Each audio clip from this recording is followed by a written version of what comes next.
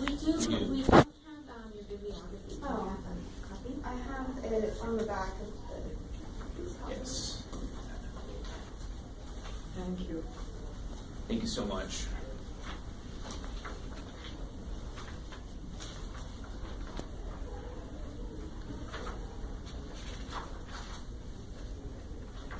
What made you choose Henry Ford? Well, I saw that it was leadership, the theme was leadership and legacy, and I'm like, well, who do I know as a leader who left a legacy?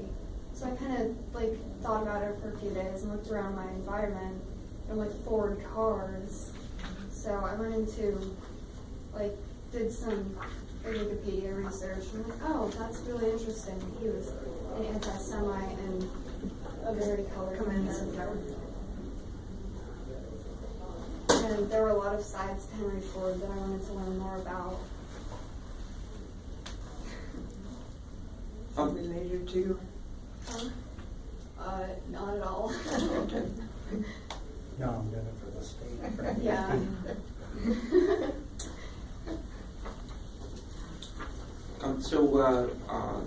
Can you talk about your research, particularly one of the primary sources, and which ones were the most influential, and how did you go about accessing them?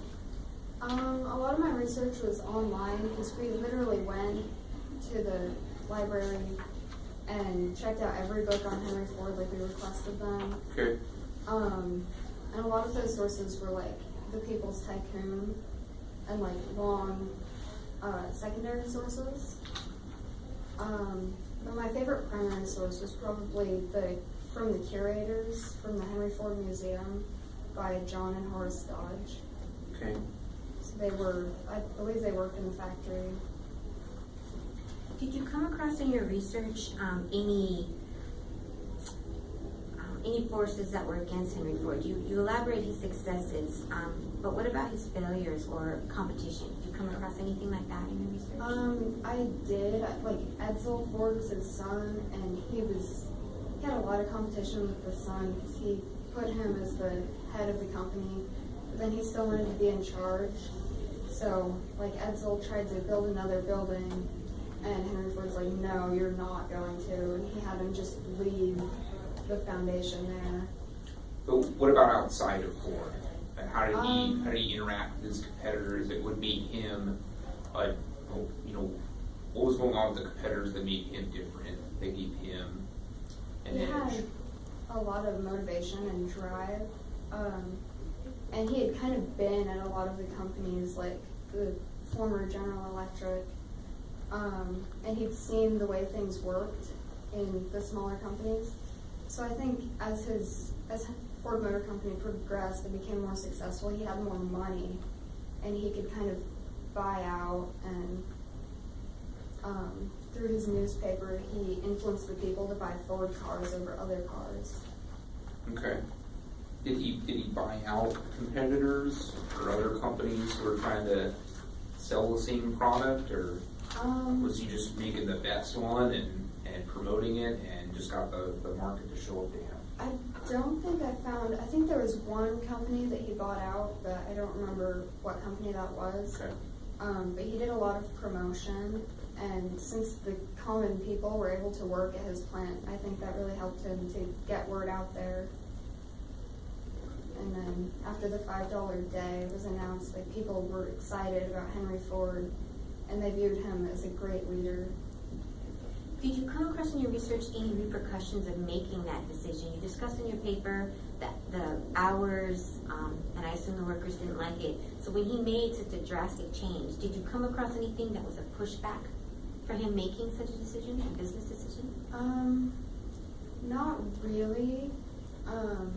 Like other companies, for example, who now they have to agree that you should have a shorter work week for work hours and Yeah. something like that?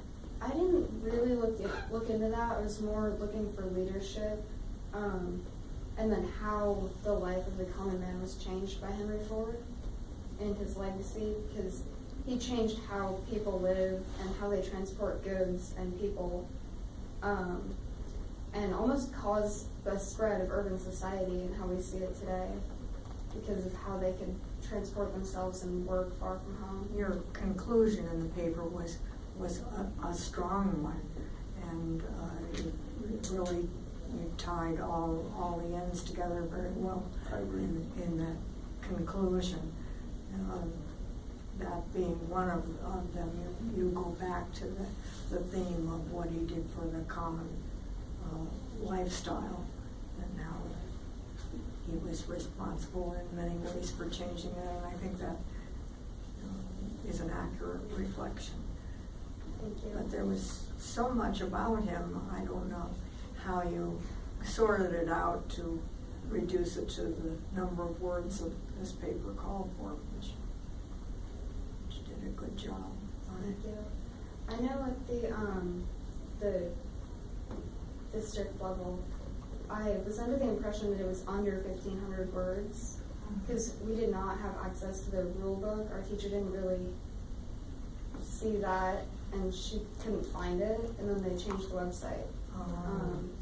So I had really struggled to make it under 1,500 words, and they're like, oh, well, it doesn't meet this requirement. I actually have the rubric that they gave me. Did you come across in your research any impact he made higher than the common man on other industries, on government interactions with huge companies like Ford Motor Company? Did you come across anything like that? I looked a little bit at how, like, there was Carnegie and Vanderbilt, and, like, during the Industrial Revolution, they kind of competed, but then by the time Ford entered that scheme, or not scheme, but that level, he was able to use Standard Oil and Carnegie Steel to produce the Model T and have it widely available. Did you come across any resistance he got from the government in this new business idea that he was proposing? I know that he was an anti-Semite, and the government, they probably didn't like him, like, kind of viewed him as a monopoly, but I didn't find much information on how he, interacted with government. Did you find that changed with his son in future leadership? Because you did touch on the diversity of the company, and that's something that they're proud of. Did Ford have to do anything in light of Henry Ford's anti-Semitism to change that? I mean, how did they change how they were viewed? I mean, like, how did the people react to the anti-Semitism? Yeah, how did people react to that, and what did the company or its successors do in response to that? I think a lot of the descendants and the people who still lead Ford Motor Company aren't really anti-Semites, because that's not something that's common in 2015. No, I think what he's referring to is in this time, he's an anti-Semite, but years later, he has a diverse workforce. How did he get there? Why did he go there? I think because he didn't need skilled labor, he was able to hire immigrants and people who didn't really speak the English language. And he was kind of a colorful character. Like, he had his business side, and he was a great leader in industry and innovator.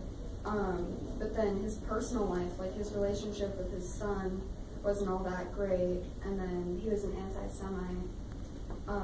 That was very interesting in my research. Like, he produced a film that kind of lied about how he grew up, because he portrayed it as a struggle for him when it wasn't really. Oh, he came from means?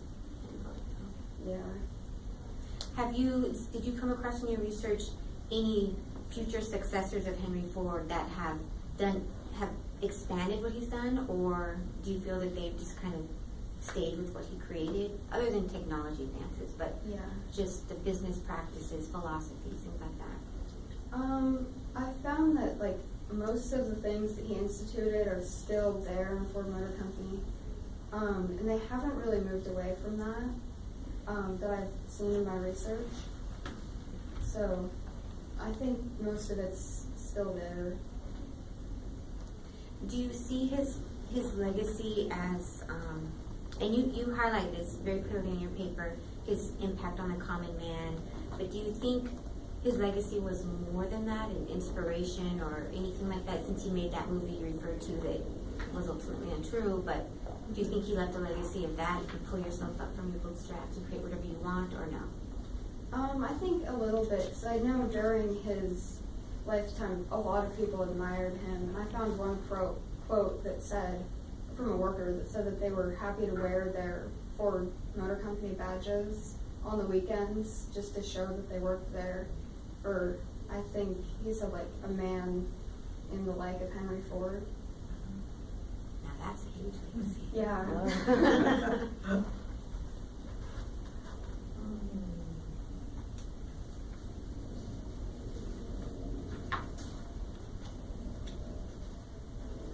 Did you come across in your research any of the drama of around that time? You know, Henry Ford and I forget their names of. They created the windshield wipers or anything. Did you come across anything like that influenced your paper at all, or no? Not really. I found that a lot of the secondary sources were very similar, and I spent a lot of time trying to sort out because they had different dates. So I was looking at more credible sources and then trying to find, you know, what information was true. When you took on this paper, did you already know that your conclusion was going to be his legacy as the common man, or did you end up there based off of your research? What was your initial? Initially, I was looking at the company and how he industrialized mass production, and like initially, I never thought he would like equality in the workplace and that kind of thing. I'm good with questions if you got. So you have more. I think that, you know, we'll say, I think you really demonstrated on Ford's impact on American society. I think that you really, between kind of the labor practice and also how it's kind of sculpted our urban development. I thought you did a very good job on driving that point home. Thank you. If I were to advance, do you have any suggestions for where I can make my paper stronger? I think we'll address those on the comments Yeah, page. we're going to have a comment sheet that certainly will be reflected in there. All right. But you did, one thing you did do, which another thing we can compliment you on, is that you did address some aspect of Henry Ford's childhood that caused him to look to the future and kind of help produce the kind of adult he became. And that's easy to overlook, and yet one always wonders and speculates on that when it's not mentioned. So, you know, the fact that you did have a few sentences in there was just the right amount of content about that. Thank you. I did have one question. Why did Henry Ford pick Michigan? Was he from Michigan? Yeah, he grew up like in the Michigan area near Dearborn. Okay. I was just curious. Yeah, his father worked there. Only you were from here. I know.